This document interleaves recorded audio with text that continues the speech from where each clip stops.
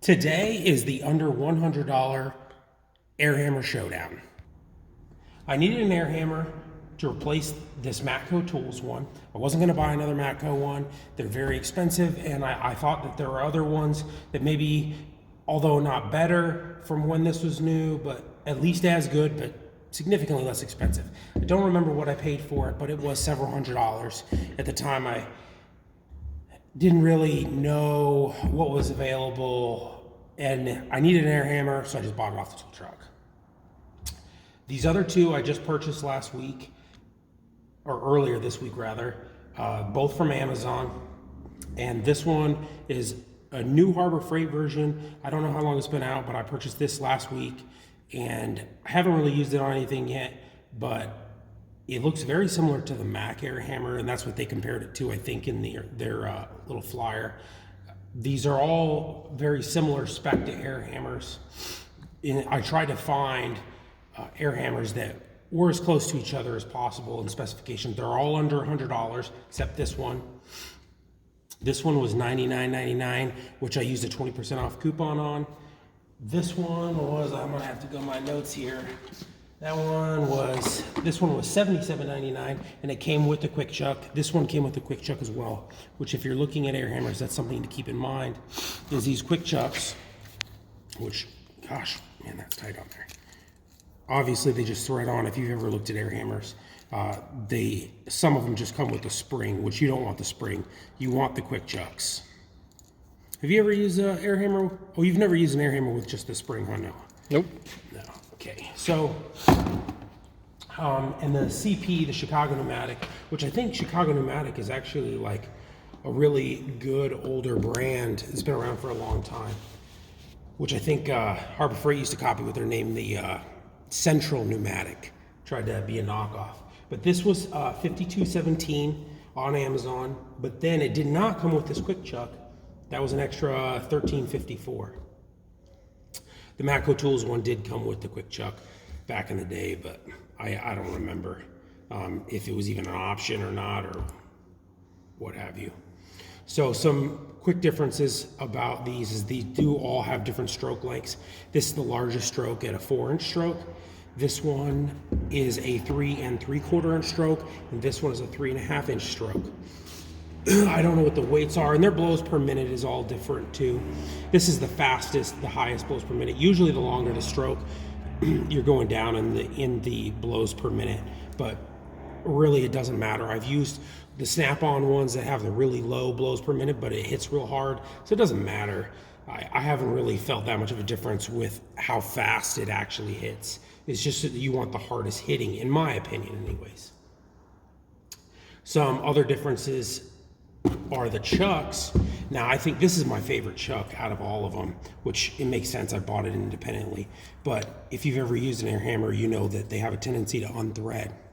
And this chuck has little Allen lock screws that lock it on. And so does the Sonix, but this one came with it, so that's kind of a nice feature. I think I'll end up using that. And neither the Matco nor the Chief brand had those features. We could go into the weight, I think, try to figure out if in the specs, if it lists the different of the actual weight of the hammer, the slides, and figure out how close those are. One more important thing to keep in mind is that all of these have a 401 collet opening, which is super important for any kind of adapter or anything. You can get the more powerful impacts that use the 490. I forget what size the collet is, but it's the next size up. But they don't make any adapters, or very few adapters. So like for tie rod end splitters, the pickle forks, long bits, which I don't have it over here, but the super long bits, they don't make that kind of stuff for automotive use in the larger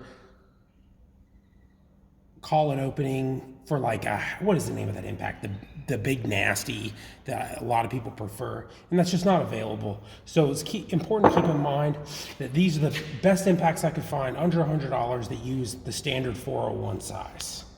And we weren't able to find what the actual weight of the hammers. There were a couple of available with the bore diameter, which the bore diameter, like on this one, is a 3/4, which there wasn't even really hardly specs at all on this, except for the stroke length and the overall weight. But really, does the overall weight matter that much? I don't think so. There are some other small differences, such as this doesn't have any like rubber molded grip like these two do, or this one. But I actually like the look and feel of this one the best.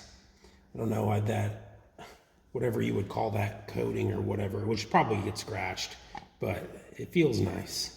But we'll try to come up with some kind of test in this next, and we'll see how much power each one comes up with. So this is the best test we could come up with in the short term anyways. Got a piece of rebar, have the short rebar rivet cutter.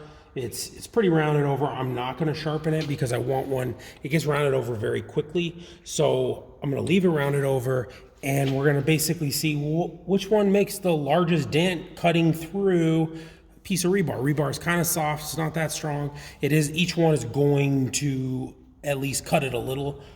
We'll go through one air hammer after the next and see which one. We'll start. We'll do 10 seconds.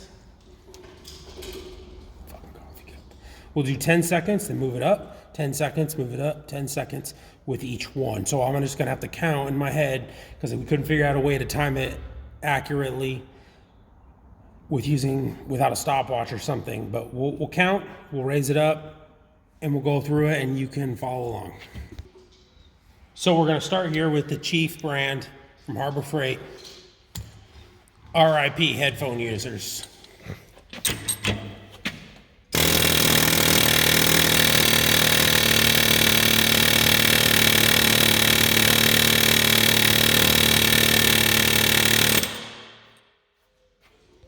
For the second gun, we're going to be testing the Sunex tools.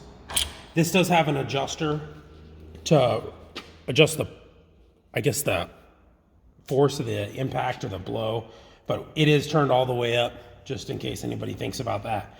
But there's the mark left from the Chief after running for 10 seconds, and now we're going to run this one for 10 seconds.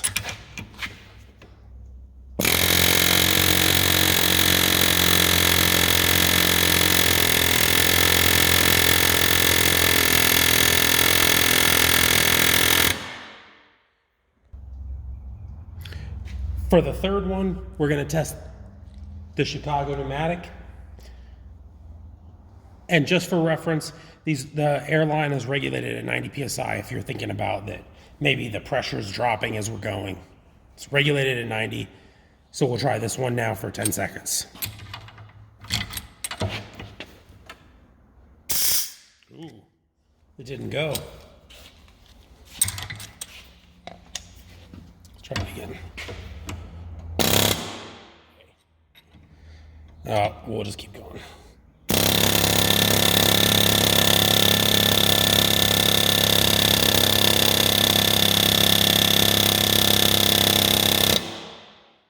Oops.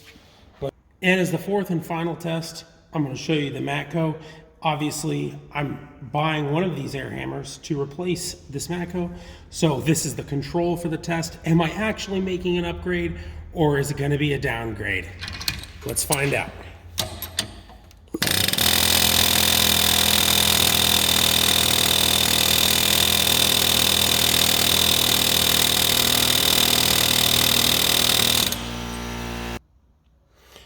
So this one is the Chief. This one is the Sunex. These little marks you could see right here, those are from the vise from gripping it as we were going down. But so Chief, Sunex, CP, Matco. And you can see that, yes, the Matco one is worn out. And obviously this test isn't perfect, but I think this is a pretty good indicator that the Chief is the winner there. Although these two were, I think the Sunex was the next best, and the CP, although it probably is going to last the longest because it's probably the best brand out of them, I think that the Chief is the strongest, which is what I care about. And there were some other ones that I did want to include, like an IR, but it really just wasn't in the same category as far as the stroke length and how hard it would hit for the under the $100 price point. And that's really what's important to remember here, is that yes, we can get better air hammers, but for $100 and with a 20% off coupon, $80, you're not gonna get a better air hammer that can do more damage than that.